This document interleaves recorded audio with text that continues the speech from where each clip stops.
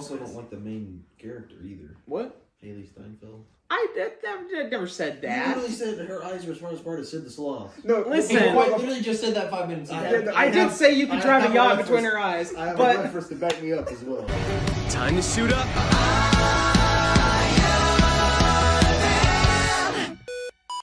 If you guys hear voices coming off screen, we've got Jacob over here and Jackson over here. So, how's it going, everybody? Welcome back to another Transformers review.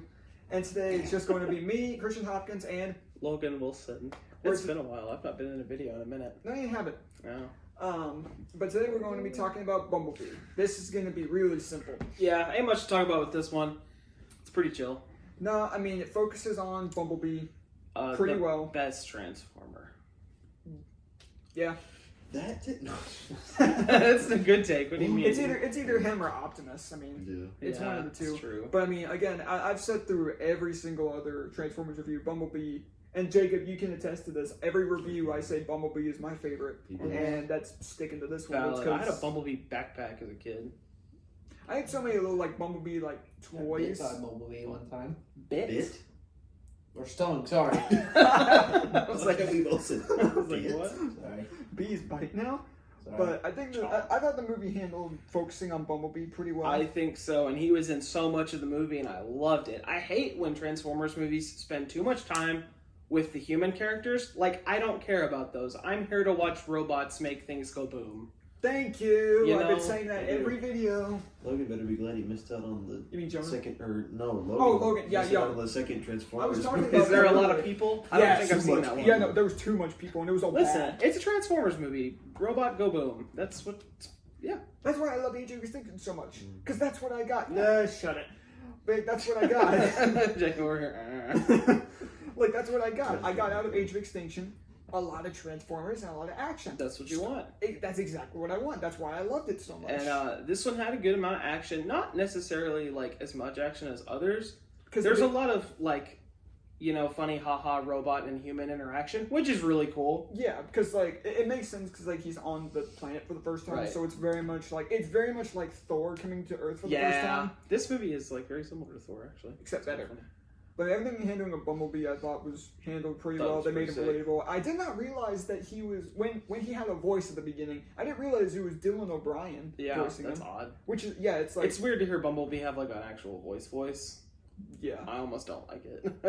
No, because his entire identity is he doesn't speak. Yeah, but like, it's cool when he does speak. But I was just surprised to see that it was him because I'm not too familiar with his actor. I just know it's like, oh, he's the actor that I would personally have play the Flash. I feel like he could play Barry Allen pretty well. But I'm trying to think of who that is. I recognize his name. I just can't. The Maze Runner. Yeah, the main good dude. Main dude. Yep. Yeah, I like the Maze Runner movies. Those are good. Yeah. I mean, aside from that, it does still have its fair share of human stuff, primarily focusing on Haley Steinfeld as Charlie Watson. Yeah, something like that. And I mean, her character, they made her... She's high. I mean, yeah. Her character, they made her... What's the word I'm looking for? Not like relatable, but they made us care about the character. Yeah. They gave us like enough of like her backstory. Yeah, they give you a brief little backstory that kind of gives you some depth of character. It gives some emotional drive to the story and her character. Yeah, and it's I thought good. It was handled well. It's really nice. Yeah, the way she kind of builds her relationship with Bumblebee. I think it's one of the best parts. To kind of fill the void of her father dying, which is I think he died, right? He died. Yeah, he died of a heart attack. Yeah. Shoot. Oh well. Do we even have to say that for a movie that's been out like for 5 years? 5 years. Yeah, somewhere around there. Well, no, it was the end of 2018, so it's closer to 4 years. 4 years. But even still. Yeah. But yeah, that was kind of the whole thing. Their dynamic was really cool. Just seeing them play off of each other. It was cool. That was probably the most fun part of the movie for me. It was just the interaction between Bumblebee and the human characters. Charlie and then the other dude. Was also there. I think his name is just Memo. I don't know, the churro guy.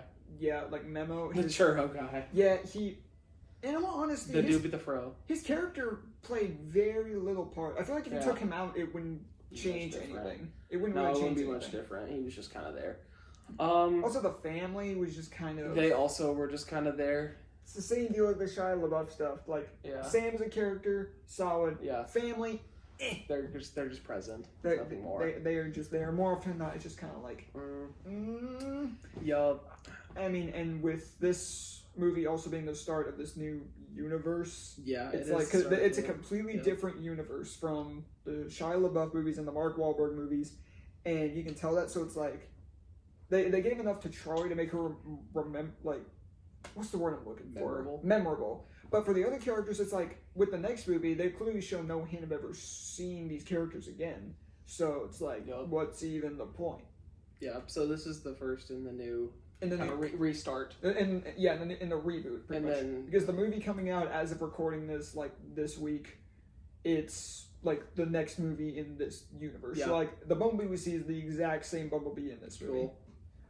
But and speaking of that, the best part of this movie is the entire opening sequence on Cybertron.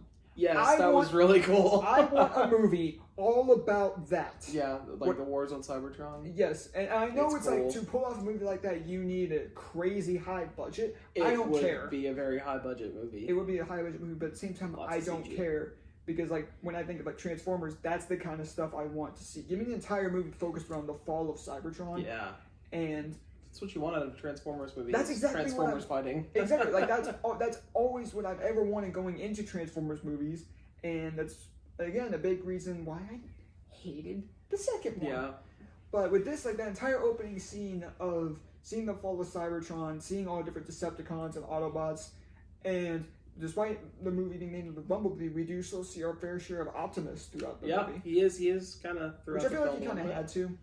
Yeah, he looks really good in this Oh, movie. no, the designs He for looks all so of them. good. Like all of the aesthetics for the next kind of wave of Transformers looks really good. Yes, it very much lines up more with like the 80s Yeah, designs. bright colors. Yeah, bright colors and Bright colors. It's nice. I yeah, like it a lot. it looks really cool. And like yeah, they're not the same as like the Michael Bay movies where like they look really like badass, but like Mhm. that's not what these are trying to be, and I think that's what makes it I work. like it. I think it's going to be really cool. Yeah. Makes me And- excited for the next one. Yeah, and I like the designs of the two villain Decepticons. I don't Yeah. know their names. Yeah, they weren't great The red one and as the blue one. characters. They No. weren't amazing. No, they were intimidating. That's about it. That's about it. they're- They were pretty bland. The final character-wise. third I thought was pretty solid. Yeah. Because They you did got look you got cool. to see Bumblebee being the best, being a badass yet again. Mm-hmm. But he messed stuff up. yeah, oh, no, yeah, he Good. does. The all of the Autobots that die throughout this movie all die pretty brutal deaths. Like one of the Yeah. villains gets pulled apart by a little like chain from Bumblebee and Yeah. like blows up. Mm-hmm. The other one gets smashed in between a boat and a wall.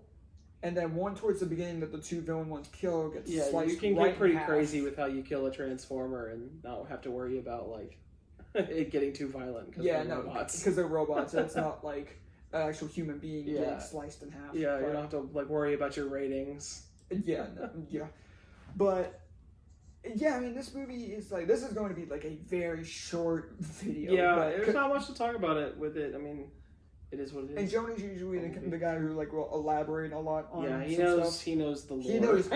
He knows his He knows Transformers the stuff. lore. He's a yapper.